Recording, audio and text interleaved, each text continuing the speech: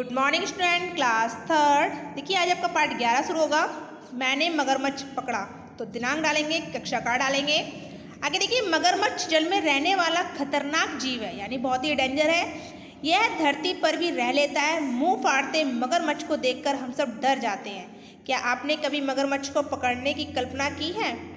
एक बालक ने मगरमच्छ को कैसे पकड़ा, आइए इस कहानी में पढ़ें। यानी इस कहानी में क्या दिया गया कि एक बच्चे ने मगरमच्छ को कैसे पकड़ा। एक बार हमारे तालाब में एक बहुत बड़ा मगरमच्छ आया। हमारे तालाब में ढेरों मछलियां थीं। उन्हीं के लिए वह यहाँ आया था। वह अक्सर तालाब के किनारे धूप सेका करता था।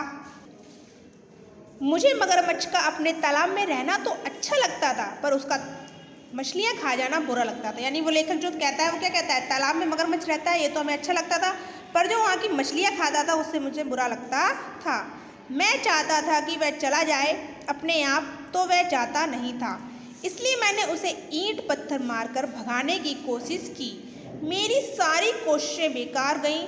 फिर मैंने सोचा क्यों ना मगरमच्छ को पकड़ा जाए। यानी फिर लेखक के दिमाग में क्या आता है कि क्यों ना इस मगरमच्छ को पकड़ लूँ। आगे देखेंगे, मगरमच्छ दिन में तो एक ही तालाब में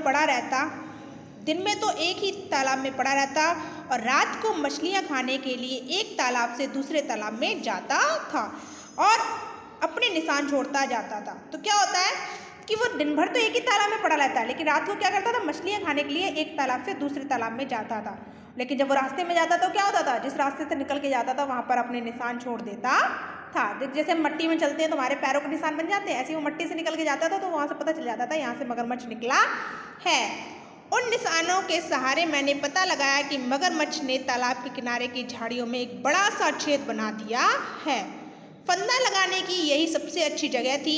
मैंने सोचा मगरमच्छ जरूर इस रास्ते से निकलेगा और फंदे में फंस जाएगा। फिर क्या हुआ, लेखक के दिमाग में एक तरकीब आती है कि जहाँ पे उसने वो छेद बनाया वहाँ पर वो फंदा लगाए। अब मुझे एक मजबूत रस्सी की ज़रूरत थी। गौशाला में गाय और बैल जिस तरह की मोटी लंबी रस्सियों से बंधे थे, मुझे वैसी ही रस्सी चाहिए थी।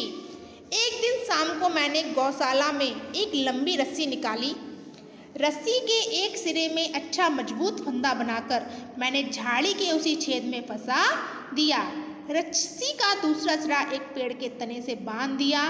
फंदा तैयार करके मैं घर चला गया।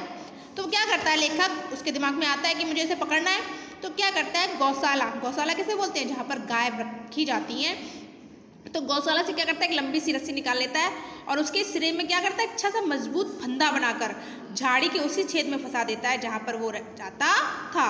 और दूसरा सिरा क्या करता था, एक पेड़ के तने से बांध देता है और ये करके वह कहाँ चला जाता है, अपने घर।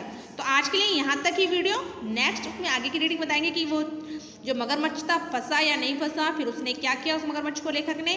तो आज के लिए इतना ही, धन्यवाद।